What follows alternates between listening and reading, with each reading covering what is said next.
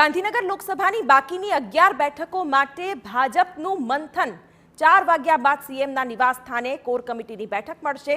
બેઠકમાં ફરી 11 લોકસભા બેઠકો માટે નામોની થશે ચર્ચા।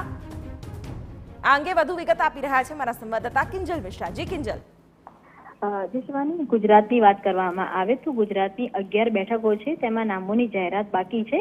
15 બેઠકો પર નામોની જાહેરાત થઈ છે, પરંતુ જે રીતે વર્તમાનમાં સમાચાર મળી રહ્યા છે, માહિતી મળી રહી છે તે પ્રમાણે 11 બેઠકમાં પેજ ફસાયેલો છે।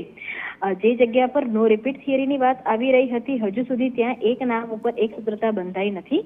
આવતીકાલે પાર્લામેન્ટરી બોર્ડની બેઠક છે કે જેમાં ગુજરાતની ચર્ચા ફરી થવાની છે અને એ જ કારણ છે કે પહેલા 4 વાગ્યાની આસપાસ મુખ્યમંત્રી નિવાસ સ્થાન પર ભાજપના કોર કમિટીના પ્રમુખ લોકો છે તેમની સાથે એક બેઠક થશે। આ 11 બેઠકોની અંદરથી મહદઅંશે જે બેઠકો છે તે સૌરાષ્ટ્રની બેઠક છે કે જે કોળી પ્રભાવિત લેવા પડદાર પ્રભાવિત બેઠકો છે, તો બીજી બાજુ મધ્ય ગુજરાતની પણ બેઠકો છે। અને શિવાની, સૌથી મહત્વનું કે આ જે 11 બેઠકો છે એમાં 4 બેઠકો ઉપર મહિલા સાંસદો હતા, એટલે આ જે તમામ ઇક્વેશન્સ છે તેને સેટ કરવા માટે ફરી એક વખતે ભાજપની કોર કમિટીની બેઠક છે તે પહેલા આજે સીએમ નિવાસ સ્થાને મળશે।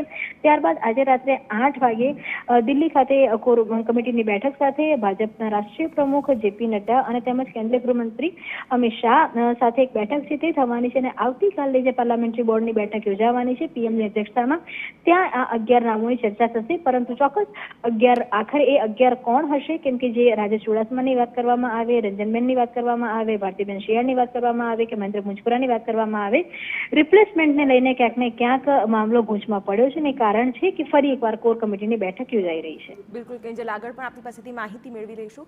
ત્યારે 4 વાગ્યા બાદ સીએમના નિવાસ સ્થાને મહત્વપૂર્ણ બેઠક, જેમાં નામોને લઈને ચર્ચા કરવામાં આવશે। ગુજરાતની 15 લોકસભા બેઠકો પર ઉમેદવારોના નામોની જાહેરાત થઈ ગઈ છે, જો કે 11 લોકસભા બેઠકો પર હજુ પણ નામો અંગે સસ્પેન્સ યથાવત છે। ત્યારે એમ પણ જાણવા મળી રહ્યું છે કે ક્યાંક આ નામોને લઈને ગૂંચવણ પણ છે અને કોનું નામ જાહેર કરવું અને નો રિપીટ થિયરી પર જો કામ કરવામાં આવે છે તો કોની ટિકિટ કપાય છે તેને લઈને પણ ક્યાંક ભાજપમાં આ કોકડું ગૂંચવાયેલું દેખાઈ રહ્યું છે।